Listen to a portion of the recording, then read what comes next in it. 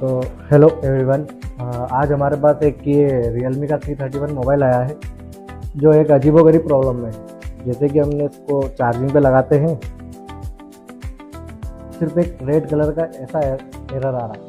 इसके आगे ना फ़ोन चालू हो रहा है ना कुछ हो रहा है। किसी टेक्नीशियन ने इसमें ऑलरेडी काम कर चुका है और उससे सक्सेस नहीं हुआ।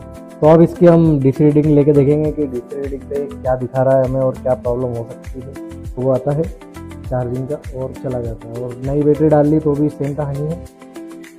तो अब देखते हैं इसको कैसे बनाते हैं और क्या होता है।